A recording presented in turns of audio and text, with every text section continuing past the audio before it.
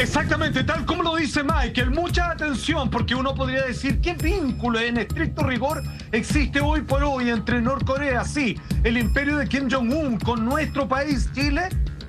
La responsabilidad de esto ya ha sido confirmado y consignado, es que los ataques cibernéticos, los ataques de hacker al Banco de Estado de Chile provino exactamente desde esa nación.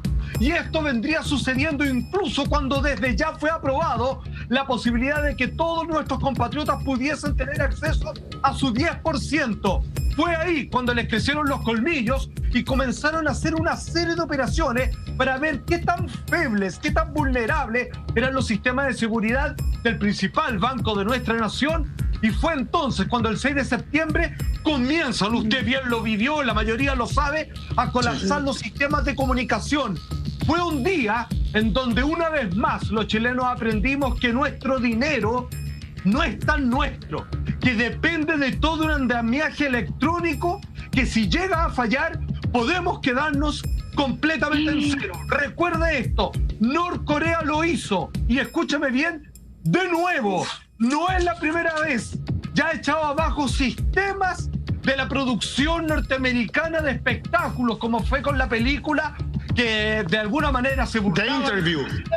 The Interview, muy bien, muchas gracias. Y hoy día el ataque va para con nuestro país. Solo para que entiendan, Banco del Estado, y aún así no ha podido, lleva invertido 13.000 millones de pesos en seguridad, pero en esta oportunidad los hackers norcoreanos, amigos, fueron más.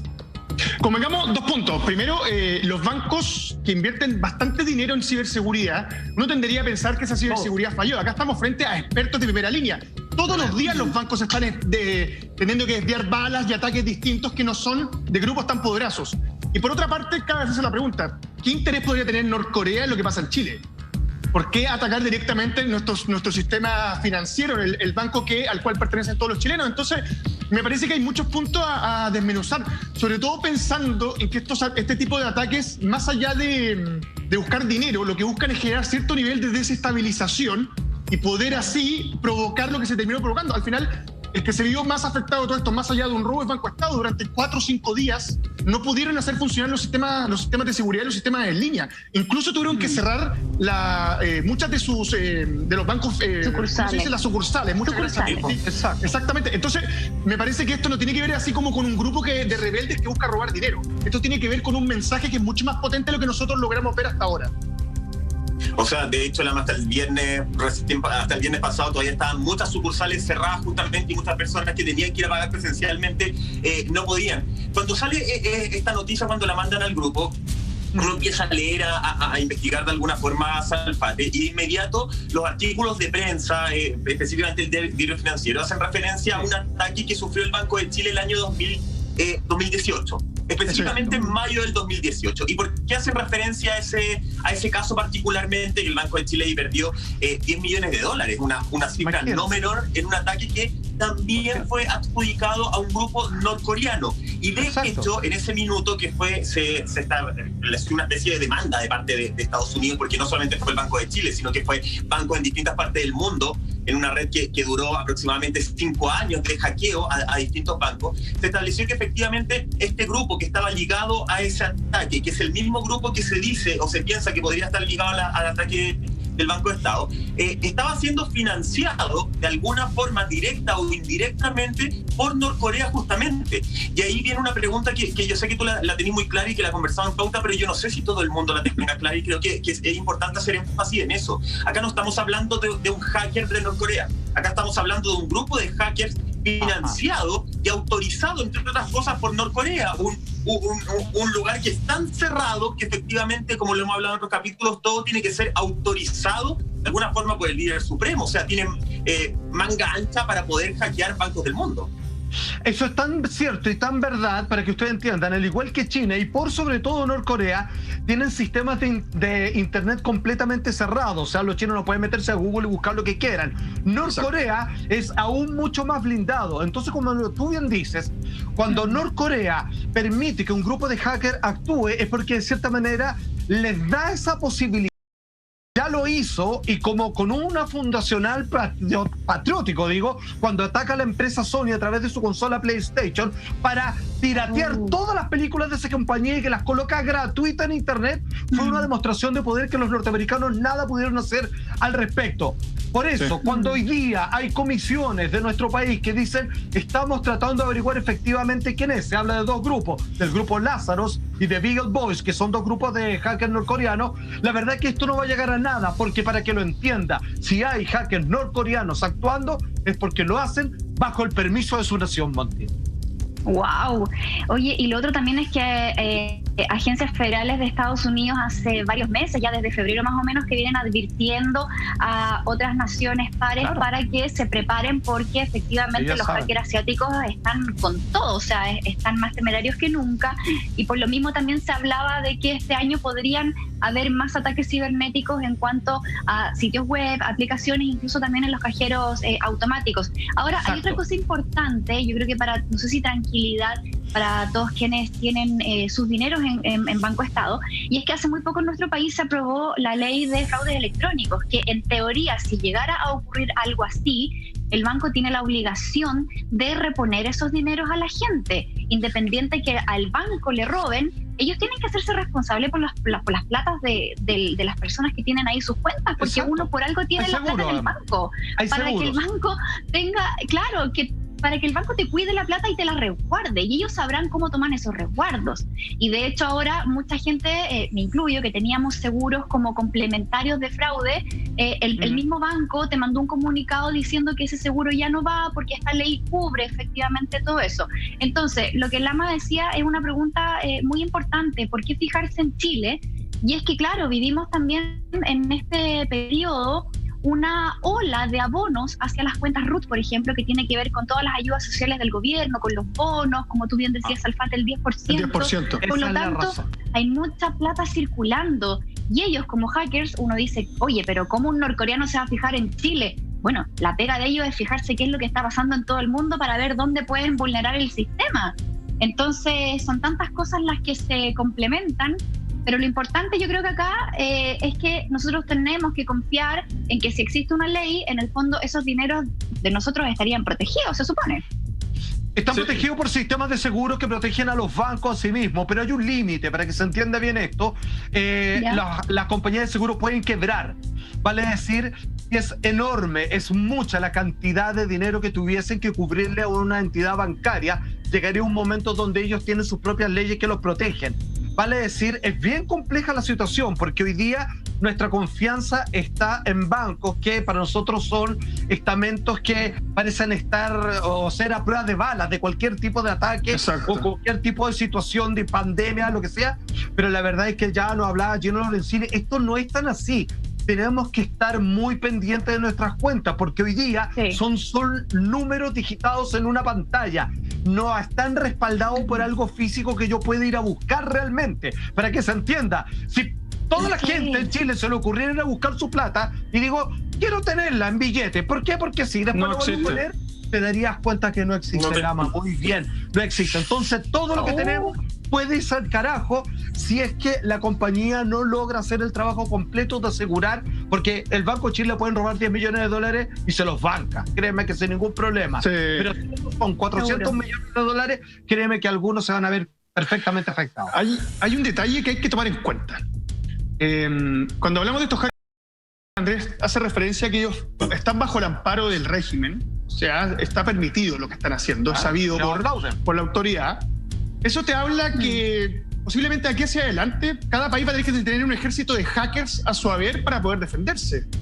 Yo veo que en las guerras en las cuales de un lado a otro se están disparando balas, están quedando atrás. Me parece que lo que viene hacia adelante tiene que ver con la epidemia y tiene que ver con los ataques cibernéticos. Entonces, acá hay que hacer un llamado a decir, porque en la nota, que la leímos todo, hay un ninguneo diciendo el ataque fue tan sofisticado que no hay ningún hacker chileno. A mí me parece que brutal. Acá hay muy buenos hackers. Sí, de hecho hay hackers internacionales, pero que entiendan, yo por lo menos puedo dar cuenta de que hay 4 miembros de hackers chilenos que pertenecen a la red de Anonymous.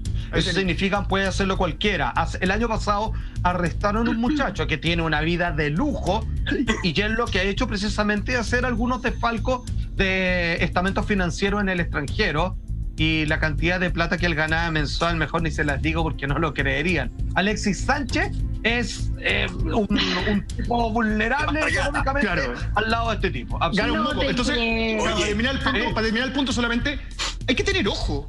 Me parece que hay muchas entidades financieras que cuando un tipo las ha hackeado en la historia o en otro tipo de situaciones, ese termina trabajando para la empresa. Dice, pero ¿por qué te venís a trabajar para acá? Mejor nos ayudáis a evitar este tipo de cosas. Me parece que hay que tener un ejército a tu haber de hackers pensando en que posiblemente este sea el modus operandi de acá hacia adelante. Ojo, no es un detalle que no es menor.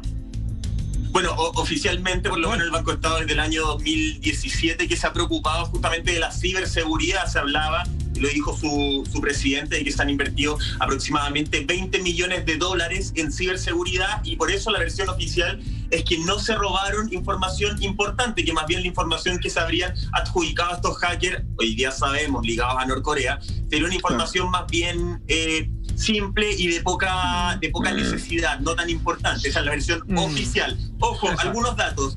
Ya hay una querella por sabotaje informático en curso, y la investigación interna, la investigación que estaban haciendo acá en Chile, porque se reunieron de inmediato, determinó que el ataque, este virus que infectó a más de 12.000 equipos, que estamos hablando del 50% de los equipos de Banco de Estado, fue originado desde Bandera 60. Esa es la versión oficial solamente hasta ahora. Sabemos que lo no oficial es mucho, mucho más, Monti. Lo verdadero. Así es, y el 23 de septiembre el presidente de Banco de Estado, Sebastián Sichel, tiene que ir efectivamente al Congreso a explicar todos los avances de esta investigación junto con el ministro de Hacienda, el ministro de Economía y el director de la PDI. Así que vamos a ver qué pasa con esa investigación, cuáles son los resultados que se arrojan. Pero además, en este lunes de conspiración salvaje, tenemos, atención, Estado profundo y elecciones. ¿Cómo se mezclan ambas cosas, por favor, maestro? Esto parte, Monty. Seguimos, continuamos, así somos en Conspiración Salfate.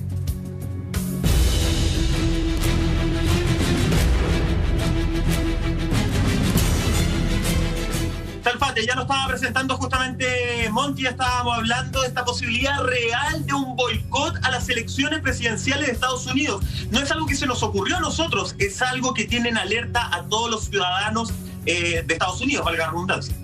Absolutamente. A ver, esto ha sido consignado por la prensa internacional, prensa seria por lo demás, y también tenemos algunos extractos de un libro que es importantísimo, es uno de los grandes bestsellers actualmente en Norteamérica, y que da la consideración de cuáles son los escenarios posibles de lo que puede ocurrir para las próximas elecciones en el país que hoy día lidera Donald Trump.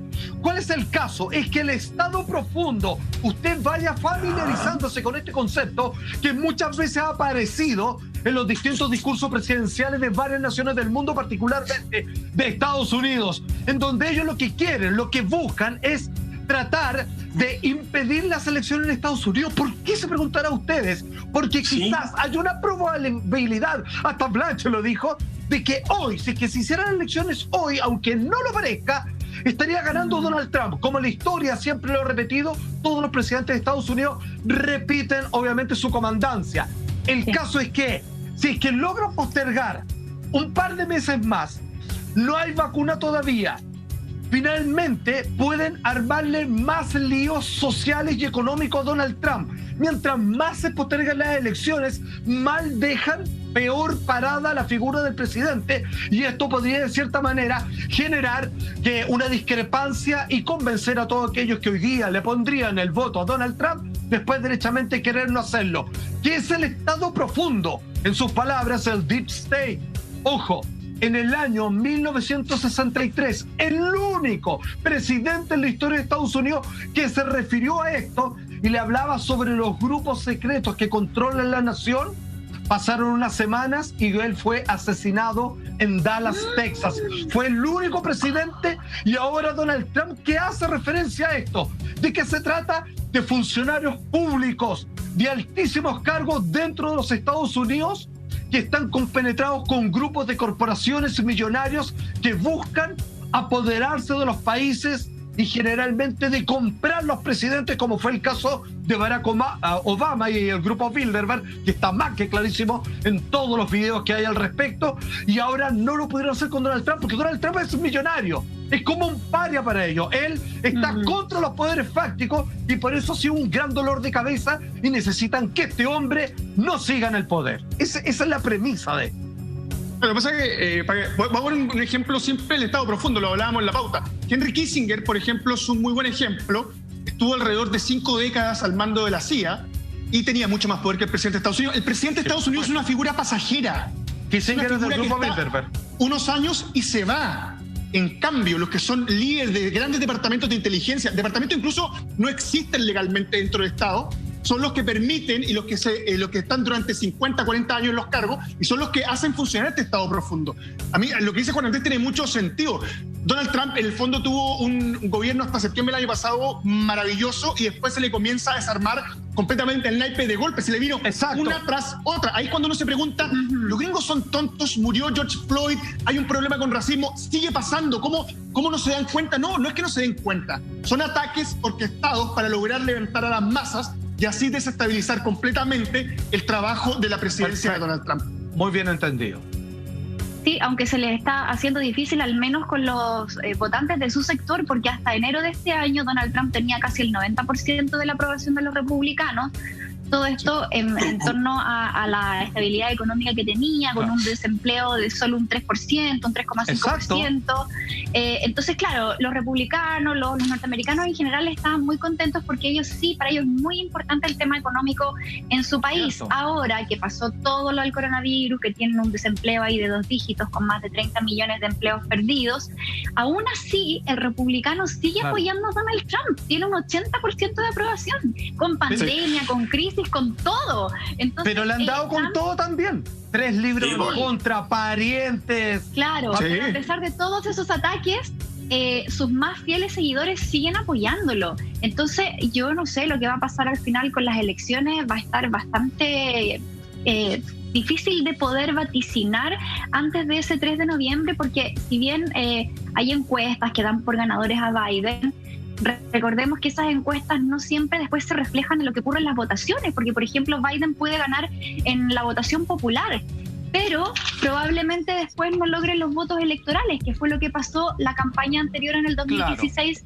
con Trump, con Hillary Clinton, que sí ganó el voto popular y después Trump le sacó harta ventaja en los votos electorales. Entonces, está complicado el panorama, pero lo que sí es que estos grupos que son como más del Estado profundo, como dice Salfate, que por lo menos para mí ha sido todo un tema descubrirlo ya estando acá en este programa, porque no se habla de esto, pero no es tan loco pensarlo tampoco. Y siempre han estado ahí. Oye, es súper cierto lo que dice Monti. Yo también me declaro un ignorante en el Estado profundo hasta ahora que empezamos a leer e investigar, y de verdad es un tema que te hace estallar de alguna forma la cabeza con un exceso de información que tú decís, Salfate. Claro, se va cruzando todo, porque acá estábamos hablando de alguna forma un poder que va más allá de qué presidente está en el poder, de qué lado político es el que está gobernando. Son personas que permanecen más allá de quién está. Son las verdaderas personas que están manejando el poder en Estados Unidos, en el fondo, que quieren hacer como una especie de títere del presidente.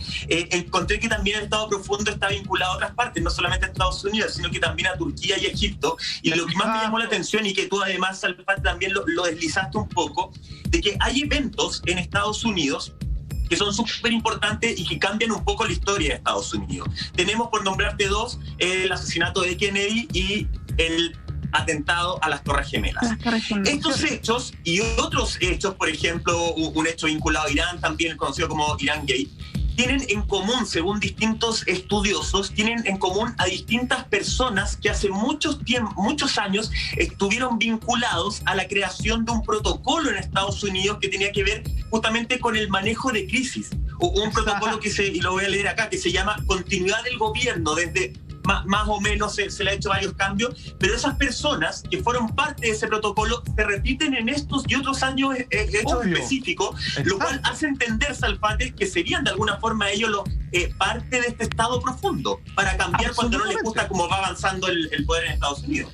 Absolutamente. El poder lo que intenta es conservar, digamos, su propio estamento para poder seguir manejando los hilos a sus anchas. Ahora, escuchemos un poco la voz de los expertos que se han dado cuenta de esto y que, ojo, mira, esto es muy interesante. Sin apoyar particularmente la figura, sin ser un votante o alguien que está a la diestra de Donald Trump, sí han logrado vincular todos estos andamiajes conspirativos para de alguna manera boicotear la campaña para este presidente y su posible reelección.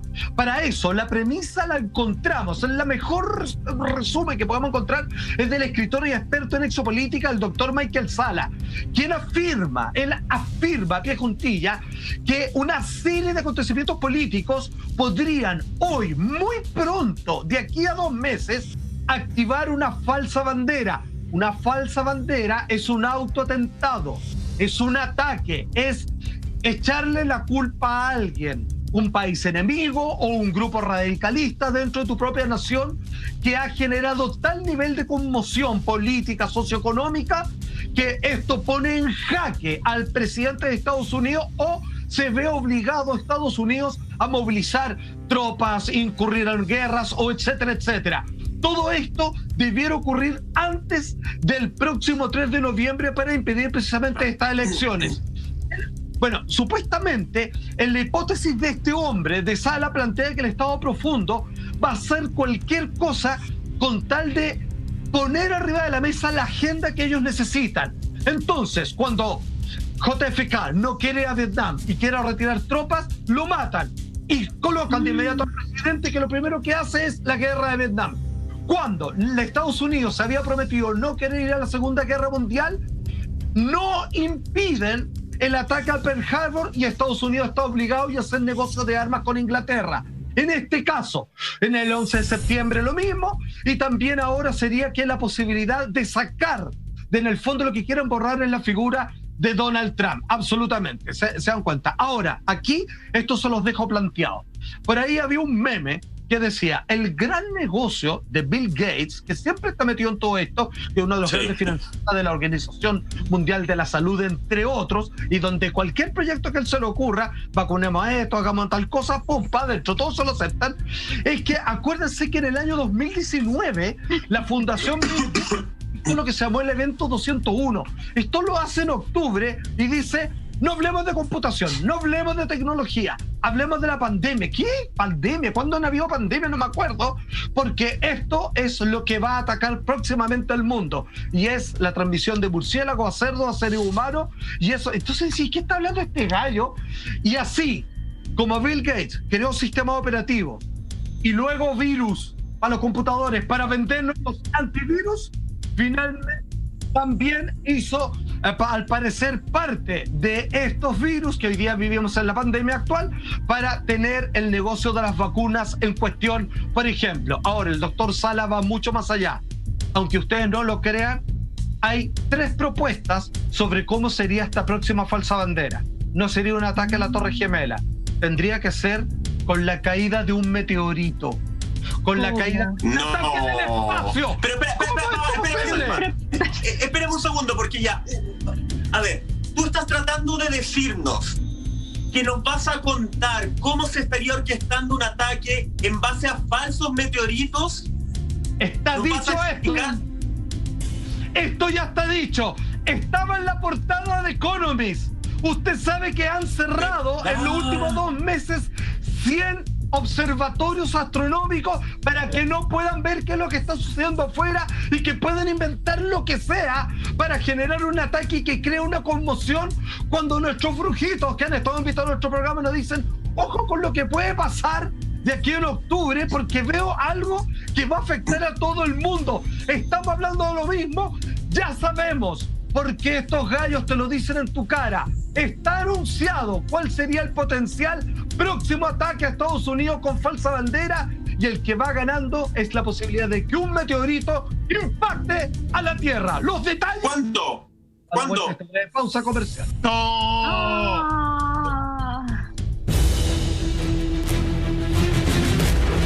Comunicación.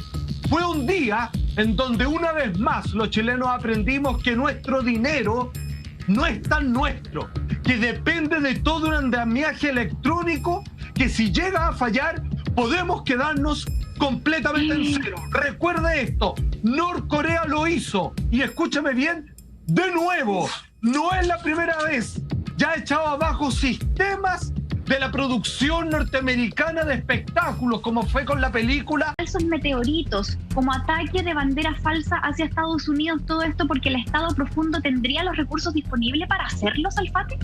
Es el propio doctor Michael Cela quien revela que varias dependencias del gobierno de Estados Unidos tienen programado o están preparados para quizás lo que podría conocerse en el año 2020, post pandemia, como la posible simulación del impacto de un meteorito. Ojo, que parte la posibilidad de la ventana de tal suceso desde el próximo 20 de septiembre, desde la próxima semana que podríamos estar escuchando de esto. La tecnología, como tú bien decías, Monty, claro que está disponible. La necesaria como para generar un evento natural de características catastróficas. Ya hablamos la otra vez sobre los pulsos electromagnéticos, que son estos ataques de bombas nucleares donde no vemos, no sentimos y no nos vemos afectados por la explosión de la bomba en sí, pero lo que genera es la destrucción de todo el sistema electrónico que hay en varios kilómetros a la redonda. También esto nos recuerda lo que son las armas climáticas, que en algún momento History Channel también hizo un reconocimiento de la existencia de esta tecnología que podían, así como desde lo más básico, existe hoy, sembrar las nubes para generar lluvia artificial, también podría de cierta manera cambiar cierta estructura geomagnética del planeta para vincularlos a huracanes, terremotos o cualquier cosa que les permita su tecnología hoy en día. El caso es que dentro de todo eso hay un dato que no es menor, y es que desde marzo a la fecha se han cerrado y de golpe 100 centros astronómicos, algunos de los más importantes y quienes nos tenían completamente alertados de que cada vez había un cuerpo celeste, meteorito asteroide, que podía amenazar la Tierra. ¿Qué digo con esto? Que al no estar observando el espacio, que al no querer que estemos mirando los cielos, se podría tener la excusa perfecta para decir: no nos dimos cuenta que en este punto ciego se venía un meteorito, que ahí lo simulan con cualquier cosa, con material espacial, etcétera, etcétera, que podría caer del cielo. Ya lo hicieron con un misil, que lo hicieron pasar por avión cuando se estrelló con el Pentágono. Podrían tirar cualquier cosa. Recuerden que algo lanzado del espacio, solo del tamaño de un City Car, el nivel de destrucción que genera es completamente tremendo. Y por si fuera poco, la familia Rothschild, el Estado profundo, una de las familias más ricas de este planeta por décadas, que incluso son los que colocaron a los actuales realeza en Inglaterra, lo puso en su portada cuando vemos que, ojo, que uno de los cuadros más importantes al lado del niño hay un comparativo, que es el momento donde la mujer, que es un meteorito entrando al planeta Tierra, al igual con el último cuadro que muestra una tormenta solar, cualquiera de las dos opciones que implican, digamos, una debacle en un país norteamericano. Me parece complejo el tema de ocupar un meteorito como una falsa bandera. Me parece que... ¿Por qué? A ver, porque pongamos el caso de las Torres Gemelas. Si tú tenías un gobierno que es débil y te ves frente a un ataque terrorista y sabes dónde están los terroristas y le vas a caer por un fierro con todo el armamento que tiene y con toda la milicia, todos los norteamericanos que perdieron familia iban a estar contigo. Es un apoyo que es incondicional. En cambio, aquí luchar contra un fenómeno de la naturaleza me parece bastante complejo, porque es como, ya cayó el meteorito y ahora vamos a ir contra el resto de los meteoritos que hay en el universo. No, pues no funciona. O sea, ¿cómo? No, Por eso te digo, ¿cómo vas a transformar esa falsa bandera en algo que se funcione distinto? Y por otra parte, convengamos que hay muchos meteoritos que los astrónomos los están siguiendo durante muchas décadas. Tienen nombres, se siguen sus rutas cuando van a pasar cerca de la Tierra. Entonces, no sé, me parece que es como complejo el tema del meteorito. Me parece Para mucho nada. más de Hollywood que pero es que en este digo, caso... la falsa bandera, y tratar de ocupar esa excusa o ese fenómeno en esta pasada. Pero es según lo que buscan, pues, Lama. Porque en este caso, por lo que estoy entendiendo, no están buscando que esta falsa bandera sea para iniciar una guerra en lo inmediato. Están buscando que esta falsa bandera genere un caos tal que no se puedan hacer elecciones en Estados Unidos. generar un caos tal que efectivamente... Salfate, dale, después. No, perdón, que son solo 2 puntos. Las falsas banderas se dan en 2 situaciones. Cuando el presidente de Estados Unidos, que está al mando en ese momento, es parte del Estado profundo y la conspiración, lo que generan es un ataque donde el presidente, que es vocero del Estado profundo, manda a atacar a un enemigo. Cuando no es así, hay 2 que yo recuerdo. Kennedy, asesinado, o Donald Trump, que esto genere una debacle económica que amerite que él o pierda la vida en esta situación o derechamente tenga que ser sacado porque no está a la altura de lo que corresponde y que eso el Congreso determinará que no es capaz de hacerse cargo de esto porque con todo lo demás lo ha hecho igual de mal, que es lo que intentan probar. Claro. Se genera el caos tal que en el fondo no se pueden hacer elecciones, que después quiero que nos explique bien, Salfate, en el fondo qué es lo que ganan, qué es lo que pasa, quién se queda en el poder si esas elecciones no se pueden realizar en la fecha que están determinadas. Pero más allá de la cifra y todo, yo no sé, Monty, si tú compartís conmigo, a mí me pasa que voy observando todo esto, cada capítulo de conspiración que nos enseña Salfate, y yo digo, en el fondo vivimos una ilusión constante y vivimos la ilusión que la élite quiere que vivamos en el mundo entero, como que nada nos da la seguridad absoluta de si lo que estamos viviendo es tan real o no, si las guerras son tan reales, si en el fondo es todo un negociado entre grandes líderes para poder generar más lucas. Al final siento que este estado profundo va funcionando en distintas etapas. Ahora entiendo por qué, por ejemplo, no sale en la prensa todos los hechos de Donald Trump, que sí es un pelotudo para muchas cosas, pero es un tipo que por lo menos ha rescatado a niños de tráfico de niños, de grupos de pedofilia, y eso no sale en la prensa. Entonces claramente el Estado profundo, ahora le doy una explicación y le doy una visión de que el Estado profundo maneja, entre otras cosas, gran parte de la prensa norteamericana. No sé, Monty, ¿qué pensáis tú? Es que estaba pensando exactamente lo mismo, y esto tiene que ver en cómo hoy día se está manejando la sociedad en torno a la vulnerabilidad que existe hoy día en el mundo con las crisis. Las crisis llevan a que la gente esté siempre muy permeable a cualquier tipo de información que le pueda dar una respuesta, que le pueda dar una solución, una ayuda. Así como escuchamos hablar del Deep State o del Estado profundo, también escuchamos hablar de QAnon, por ejemplo. Dos conceptos para mí absolutamente nuevos y que los hemos descubierto acá en el transcurso de este programa. Entonces, y que existen. Entonces, ¿qué pasa con estos 2 grupos? Quedémonos acá con el Estado profundo y con QAnon, que entiendo que son antagonistas, ¿cierto, Salfate? Sería como de esa forma.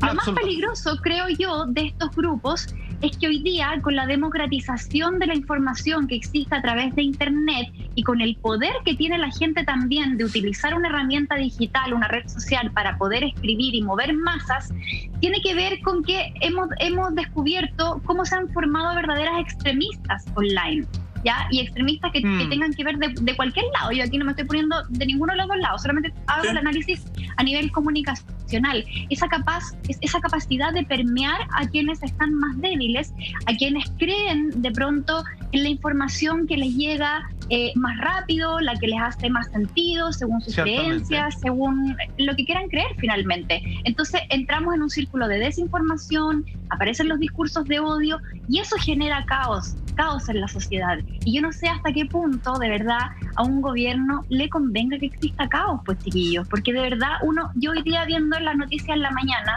y viendo tantas cosas que pasan en Chile y en el mundo, uno se pregunta, pero ¿por qué no se hace nada? ¿Por qué todavía sigue existiendo tanta violencia y tantos hechos catastróficos? Y pareciera que los presidentes no hacen mucho para que empecemos a frenar esta escalada de violencia que estamos viviendo en el mundo. ¿Cuánto conviene, Salfa, maestro, que existan efectivamente estos grupos ya más conspiranoicos, que por un lado están los que apoyan a este sector y por otro lado están los del otro bando? Fíjate que hay algo que es muy interesante. La idea de los conspiranoicos, como se le conoce, pone arriba de la mesa, pudiendo nosotros desgranar quiénes son aquellos que se manejan con informaciones fidedignas y incómodas. Tiene que ver una vez más también con lo que Trump hizo cuando denuncia de que no puede haber censuras en las redes sociales. porque fíjate que uno pareciera que cuando las redes sociales, particularmente Twitter, decide, al igual que YouTube, desvincular ciertas informaciones relacionadas con la pandemia, las vacunas, el 5G, etcétera, etcétera, eso nunca antes lo habíamos visto. A ver, estamos en plataformas que si tú buscas cómo hacer una bomba en casa, están ahí. Eso no les molesta. Pero cuando tú haces ciertos vínculos de información, te banean la página o te quitan la cuenta. Entonces acá no hay una sensación de justicia o de querer ser rigurosos en la información, sino derechamente quitar aquello que les molesta, porque comienza a desvelar algunos secretos que vienen arrastrados por empresas tremendamente poderosas. Las redes sociales, que parecen varias, la mayoría, digamos, tienen un solo dueño y que están de alguna manera coordinadas entre sí para que la realidad o la verdad sea lo que ellos quieran creer. Ahora, está lo del meteorito, lo dice el doctor Sala, lo dice la portada de Economic. Sin embargo, fíjense que acá que ABC de España habla respecto a la problemática que ha sido uno de los temazos respecto a la presidencia de Donald Trump y el tema de cómo la Donald Trump estaría en la lucha con este asunto de la vacuna, de quién la saca primero, o contra la OMS derechamente. Tenemos ese titular que dice así, ojo, con nombre y apellido. Trump acusa al Estado profundo, al Deep State, de retrasar la vacuna hasta después de las elecciones para perjudicarle. El Twitter, esto es directamente, que es medio bravo para el Twitter, el presidente de Estados Unidos, sí, lo coloca. El Estado profundo, o la FDA, ¿cierto? La Administración de Alimentos y Medicamentos en Estados Unidos, está haciendo que sea muy difícil que las farmacéuticas consigan gente para las pruebas en las vacunas y las terapias. Evidentemente esperan retrasar la respuesta hasta después del 3 de noviembre. Hay que concentrarse en la velocidad y en salvar vidas, firma Donald Trump, y no puede tener más razón, porque hoy día, cuando se han renunciado a través de Comusab más de 3.000 médicos por toda Latinoamérica para abrir opciones de medicina con tremendos y milagrosos resultados con respecto al COVID-19, la FDA ha parado todo, incluso con las vacunas industriales que están por aparecer. O sea, todos contra Trump, finalmente, si tú lo puedes leer así. Bueno, él lo quiere poner que están todos contra él, pero hagamos memoria un poco lo que comentó Blanche y Latife en semanas anteriores. Las dos dijeron que las personas que armaron este virus tienen la cura hace mucho tiempo. O sea, la cura salió al mismo tiempo que el virus. Por eso cuando él dice que lo están retrasando, él sabe que esa cura sí existe y que no se la van a entregar hasta que lo puedan sacar del camino. Me parece que tiene cierto nivel de veracidad lo que el reclamo de Trump. Parece una pataleta, pero dice muchas cosas entre líneas. Y por otra parte también creo que el tema del Estado profundo y lo que pasa con Donald Trump es algo que, como dijo Salfate, lo vamos a ver en el mediano plazo. Recordemos que también justamente las fechas que nos fueron dando tanto Latife como Blanche van poco a poco encajando con cómo se están dando los hechos a nivel internacional. Entonces, me parece que hay que tener bastante ojo con lo que se va a venir hacia adelante, más allá que, no recuerdo si ambas o una de las dos dijo que iba a ganar arrastrándose. Guatacayo, así onda, llegando apenas. Blanche lo dijo. Entonces, sí. ¿Blanche lo dijo? Sí, entonces, claro, sí, me parece que no. Sí, que Blanche nos dejó medio deprimido ese día. Entonces, yo como que traté de bloquear un poco ese programa. Yo terminé. Te juro que lo primero que dije, voy a llenar la tina con agua caliente y voy a. Fue bastante complicado.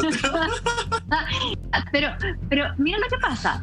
La misma Blanche, bueno, y es lo que también hartos analistas han dicho, que si gana Trump va a ganar ahí, pero por la milésima, por ese voto que le puede dar entonces el favor para salir reelecto. Exacto. Pero pasó algo súper curioso, que tiene que ver con su hija Ivanka. Recordemos que su hija Ivanka, ella es asesora de la Casa Blanca. Claro. Y ella hace unos pocos días, hoy día es 14, lo dijo el 11 de septiembre. Ivanka dijo el 11 de septiembre, yo confío en la FDA y todos los estadounidenses deberían hacerlo. Esto a raíz de que ella fue a un programa de televisión que se llama The View y la presentadora cuestionó la vacuna. Y como ella la puso en una situación incómoda, Ivanka dijo, ¿sabes qué? Apenas esté la vacuna, yo voy a venir a este programa y me voy a vacunar. Y la presentadora le dijo, ya, ok, si tú vienes y te vacunas, yo también me voy a vacunar. Como queriendo decir, no desconfíes de la vacuna que está tratando de sacar adelante el gobierno de mi padre porque es una vacuna que va a estar segura, va a funcionar, va a ser increíble. Entonces fue una forma como de interpelar a Ivanka. Ivanka le responde diciendo que ella confía en la FDA. Entonces al final, ¿cómo podemos interpretar todo eso si por una parte su padre le está echando leña y benzina y le prende el fósforo y después sale Ivanka, que es profesora de la Casa Blanca, hablando todo lo contrario? Alfate, yo quiero escuchar, podemos comprender estas contradicciones que existen entre Donald Trump y su hija Ivanka con respecto a la vacuna. Dos cosas. Primero, lo que nosotros consideraríamos como el ministro de Salud norteamericano, que se peleó y que luego se encontró de que realmente estaba atornillando para el otro lado y que se luchó infinitas veces contra el presidente de Estados Unidos, contra la cloroquina y varias cosas más. La verdad es que finalmente este hombre sale de ese puesto porque se da cuenta de que está ocupando su propio lobby personal para generar ciertas inclinaciones de preferencia con respecto a ciertos estudios, ciertas vacunas y ciertos protocolos, que todo tiene que ver con el confinamiento y la forma en donde se debe tratar esta pandemia, que es muy similar. No olvidemos, el mundo hoy día está dividido en dos cosas. Países que han recibido grandes cantidades de dinero como España, es el que mayor reporta enfermos casualmente, y aquellos que no lo aceptaron salen a protestar, como en Alemania, a las calles, se abrazan, se besan, esperan 15 días a ver si contagiaron, y estamos hablando de 1.200.000 de personas, y la verdad es que los porcentajes no subieron por ningún motivo en aquellas personas en particular. Está bien complicado el panorama. En el caso de la FDA, es como funciona para nosotros, querida amiga, el sistema judicial y los carabineros. Los carabineros, que son la FDA, que son la primera línea, arrestan a un delincuente, se lo pasan al sistema judicial, y la FDA depende de lo que tiene que ver con el sistema de lo que podríamos decir el Ministerio del Interior y el Ministerio de Salud, y ellos frenan cualquier posibilidad para que ellos ejecuten la orden. Entonces, si la FDA logra conseguir los permisos, quienes legalmente adoptan las medidas para que algo se haga o no, como qué drogas son de tipo A, B, etcétera, etcétera, son los que están más arriba. La FDA consiguió desde el año pasado en Chicago el uso terapéutico de enteógenos para personas con depresión o intenciones suicidas, y esto fue una pelea al interior de la FDA porque otros decían que era una droga tipo A, y ahora por fin lograron liberarla por los tremendos beneficios que le pueden traer a las personas cuando son entregados por un especialista en el área. Escuchando y haciendo este capítulo, siento que el COVID-19 es como el hijo pródigo del Estado profundo. Como que le llegó, pero si es que podemos decir le llegó, por lo menos le cae un hijo del cielo orquestado del cielo para el Estado profundo, justamente, y no puedo no hacer el link con este documental que cuando empezamos esta temporada de Salfate, de Así Somos, tú nos dijiste, tienen que verlo. Documental La Caída del Cabal, que está en YouTube, la gente probablemente ya lo vio, donde efectivamente nosotros dijimos, el Estado profundo habría atacado, habría orquestado este asesinato de Kennedy, un asesinato que hasta el día de hoy no está muy claro, porque es el único que públicamente logró y se enfrentó al Estado profundo. Hoy día estamos viendo un presidente de Estados Unidos que nos puede caer bien, nos puede caer mal justamente, pero es un presidente que se está enfrentando públicamente al Estado profundo. Y en ese documental se habla de que de alguna forma Donald Trump vendría a ser como a seguir el legado de Kennedy, a terminar lo que Kennedy públicamente no pudo terminar. Tengo muchas preguntas que hacerte de eso, Salfate. Quiero hacer otro capítulo porque ahora se viene otra información, porque yo me pregunto y me despeino para preguntarme, ¿qué pasaría si el Estado profundo no logra que las elecciones se aplacen? El Estado profundo no logra eso, pero ¿qué pasa si Donald Trump no acepta una posible derrota en las próximas elecciones del 3 de noviembre? Esto me lo pregunto yo y se lo pregunto también a un libro, maestro. El libro que están viendo en pantalla, escrito por Lauren Douglas, que hoy día es uno de los grandes bestsellers de Estados Unidos, Will He Go? ¿Se irá? Se refiere a Donald Trump y hace un ejercicio de análisis político impresionante y establece dos escenarios en donde él pierde y donde no acepta la derrota a Donald Trump. ¿Qué haría? ¿Qué discurso le entregaría a la nación? ¿Y qué pasaría con Estados Unidos después de ese momento, cuando él acusaría finalmente de falsificación, de fraude electoral? De ahí es otra historia para Estados Unidos, la primera vez que ocurriría esto, y para el resto del mundo, incluido Chile. Todo lo que narra ese libro de los dos únicos escenarios de lo que puede ocurrir Se lo vamos a contar sin más demora, eso sí, a la vuelta de esta breve pausa comercial. ¡Toma!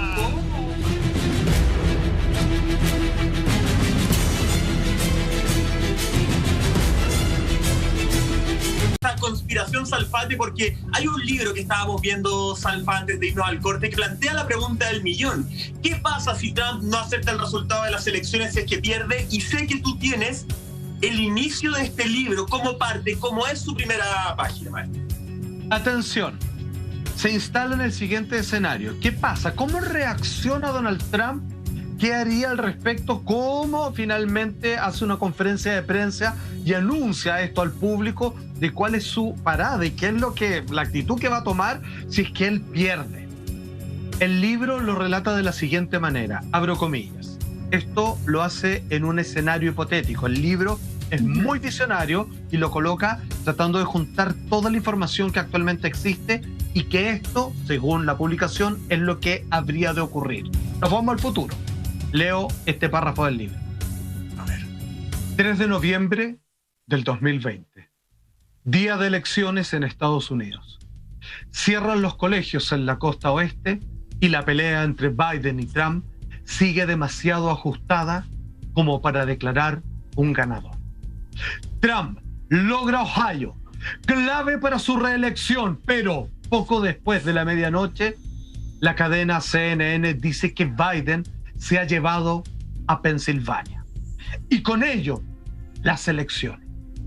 Todos los canales televisivos declaran que Biden será el próximo presidente de Estados Unidos.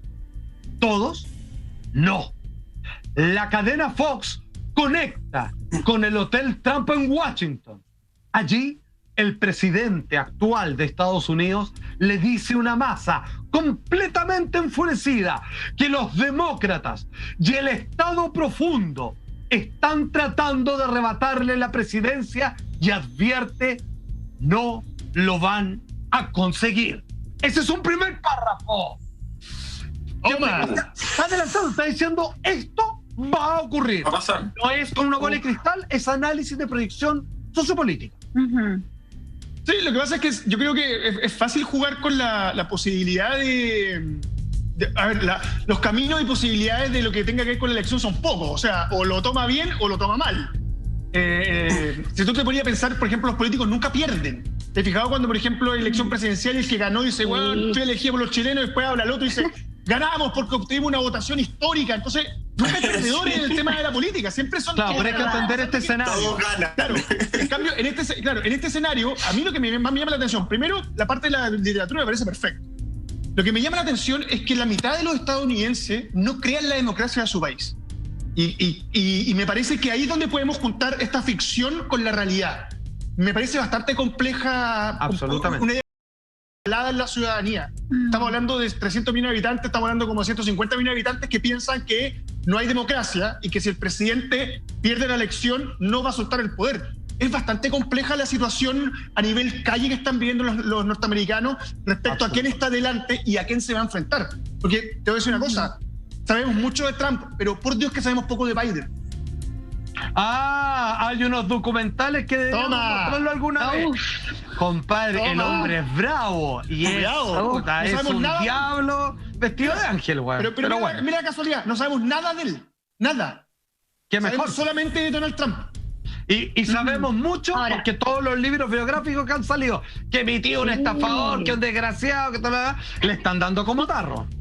Y porque han pasado tantas cosas en estos 4 años ahí de su gobierno. Ahora, miren lo que dice nuestro GC, la mitad del país cree que Trump podría desconocer el estado, el resultado de las elecciones.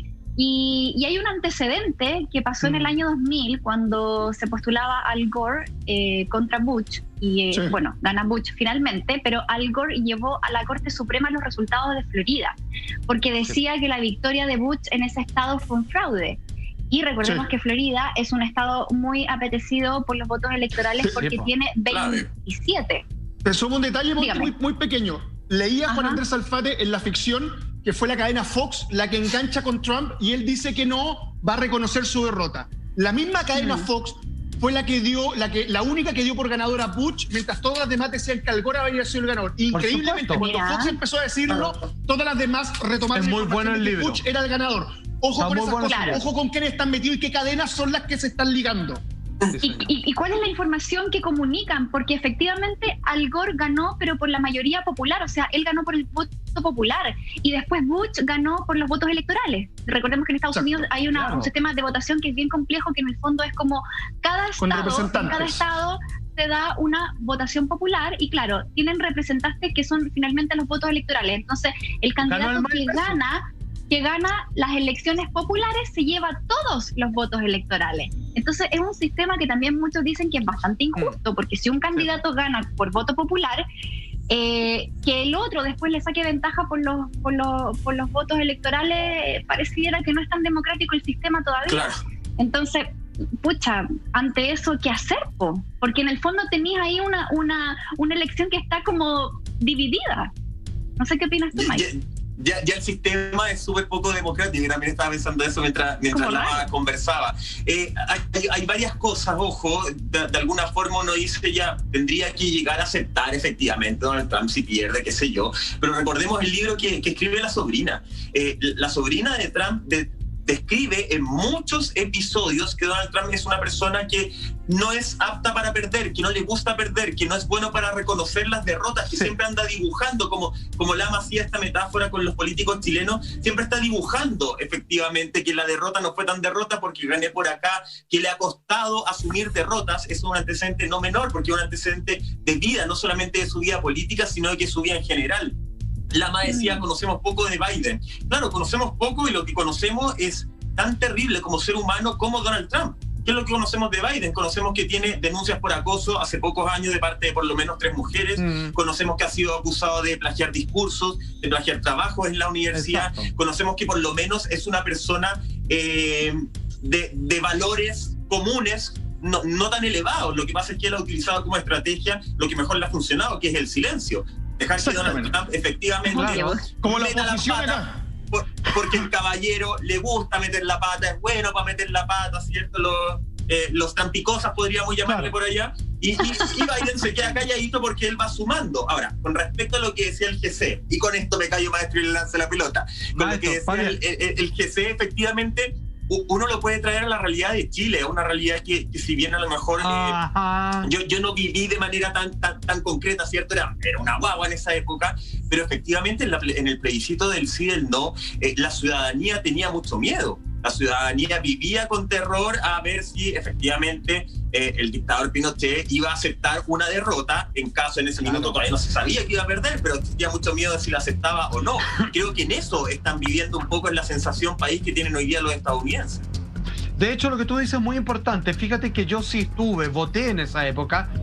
Se hablaba de fraude electoral antes de que se hiciera, porque la gente decía para sí, es obvio que va a perder. Y como va a perder, pero lo va a aceptar. ¿por qué está haciendo esto? Es porque es mentira. Entonces, mucha gente se abstinó de votar porque finalmente no decía, todo esto es un show nomás. Porque es obvio que va a perder, entonces no estaría haciéndolo a menos que ya esté arreglado. Pero pasó lo más increíble, que igual no deja de extrañarse, porque ahí es cuando uno no entiende bien a toda la ciudadanía, porque estoy tratando de recalcar más o menos lo que se veía en las calles, ganó pero por poquito, digamos, o sea, perdió por poquito. Entonces, ahí tú te das cuenta de lo ajustado, las apreciaciones y cálculos de lo que está ocurriendo. Pero para que se entienda, pese a que tiene todo un elefante de desgracia y malas acciones encima, Donald Trump, según los más serios estudiosos de esta situación, dicen que hoy ganaría y el Estado profundo estaría al tanto de aquello y necesita correr las elecciones para seguirle adjudicando más cagazos a Donald Trump o que se vea más inútil. Absolutamente. Entonces ahí cuando volvemos al tema del comienzo, donde dicen que le pueden generar algún ataque o falsa bandera, hasta incluso la sobrina, ¿cierto? Osama Bin Laden decía que pueden preparar, digamos, una especie de nuevo ataque a las Torres Gemelas, que también eso podemos hacer un puente entre lo que está hablando el doctor de exopolítica, el apellido Saleh. Entonces, si tú juntas todo, aquí hay dos cosas y Lama tenía un punto. Trump podría no aceptar la pérdida de las elecciones, uno por su carácter, y esto es lo que a nosotros más nos interesa, para bien o para estamos hablando de Trump, un tipo bastante desagradable por lo demás, es que él siente, creo yo, que está haciendo justicia.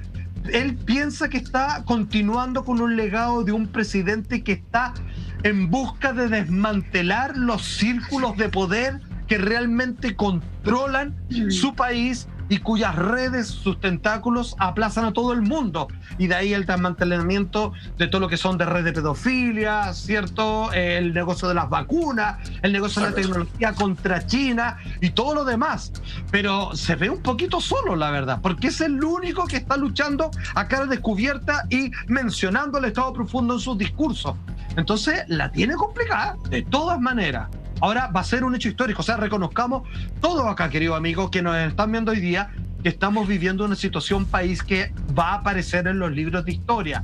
Pandemia, la situación de todas las revueltas sociales en la gran cantidad de países, incluido Chile, las elecciones presidenciales que están ocurriendo todas casi al mismo tiempo. Entonces hay una toma de decisión que aquí todo hay que hacerlo de una forma muy categóricamente bien informada. Lo mismo, la votación de apruebo o rechazo. A mí me extraña que la hagan el 25 cuando el 18 se conmemora el estallido social. Hay excusas para no hacerlo, para que la gente diga, oye, quieran dejar la escoba para que no vayamos a votar. En la fila escuchaba la otra vez Lamonte una señora. Es como que todo está súper manipulado. Todos tratan de lavarte el cerebro para que hagas una cosa u otra en favor de ciertos poderes en particular. Algo que probablemente siempre estuvo súper manipulado. Lo que pasa es que hoy día los ciudadanos también tenemos los ojos un poco más abiertos y podemos entender y hacer ese análisis de cómo se está manipulando la realidad. Yo creo que la manipulación ha sido de siempre. Hay más texto de este libro que se plantea este escenario ficticio, pero que a los estadounidenses temen que pueda ser muy real. Continúa el libro con lo siguiente. Se plantea una pregunta que es aún más delicada. Dice así: ¿qué pasará?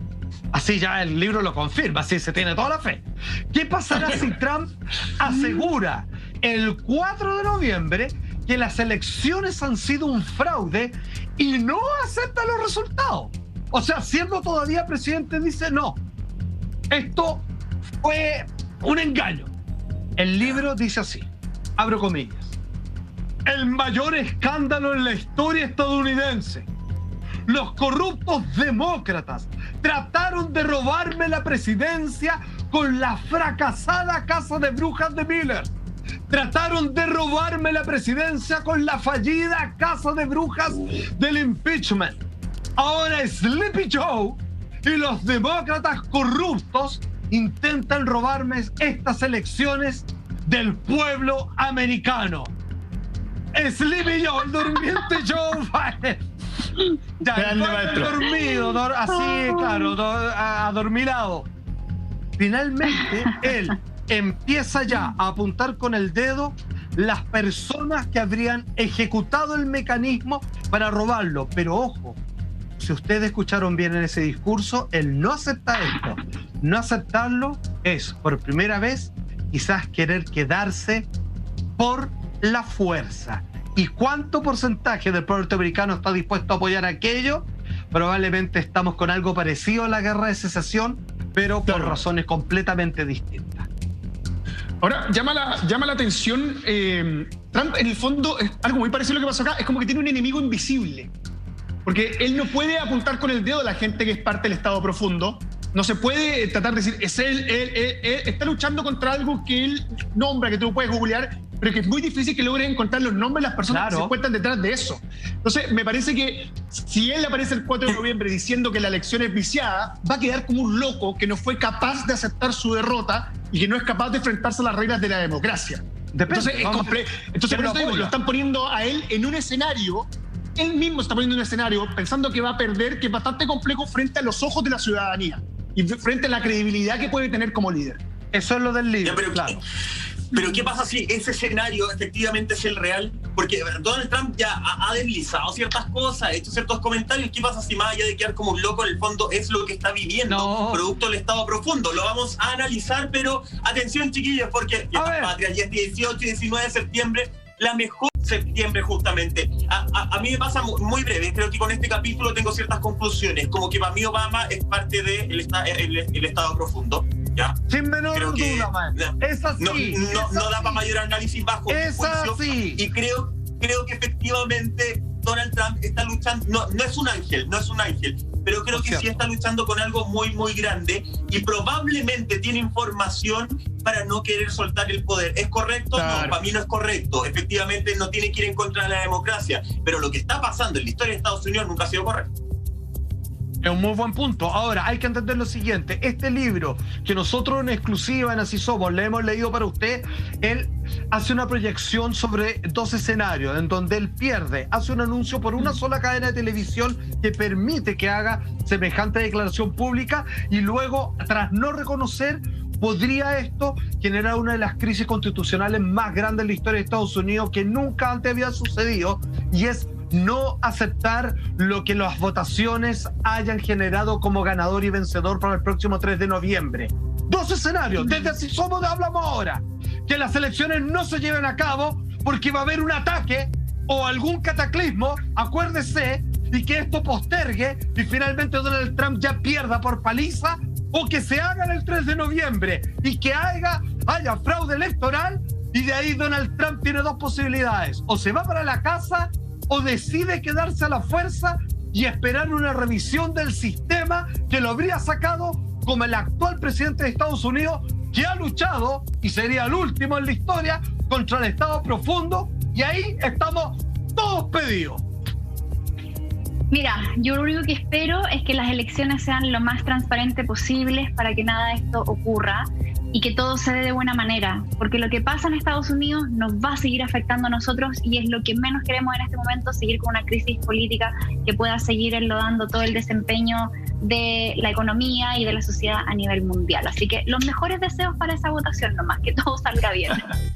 Para el mundo entero, querida Monty. Nosotros seguimos haciendo justamente este miércoles de conspiración y estamos escuchando la música, ¿cierto? El rap de Eminem, porque hay una noticia, según distintos portales, trataron de matarlo, así de corta te la digo. Estamos viendo la imagen de quién habría sido el hombre que ingresó a la casa de este rapero. Es más, 20minutos.es dice: un hombre entra de madrugada en casa del rapero Eminem y le amenaza. Abre comillas: estoy aquí para matarte. Se habla de que violentó la puerta de la cocina, maestro Salfate, para poder ingresar. De hecho, ya fue formalizado. Él está en prisión preventiva y estamos hablando de uno de los raperos, el rapero blanco Salfate más importante a nivel mundial, de hecho, con mayores ventas y mayor dinero ganado. ¿Cuándo sucedió esto? En abril. ¿Cómo? ¿Ya? ¿Qué se sabe recién? ¿Por qué entró este hombre a la casa, a la mansión del más grande rapero blanco en la historia de este género musical? ¿Cómo lo logró? ¿Por qué quería matarlo? ¿Y por qué esto recién se sabe el día de hoy? Todo eso será revelado a la vuelta de esta breve pausa comercial. Como que te puede pasar a ti, Roldano.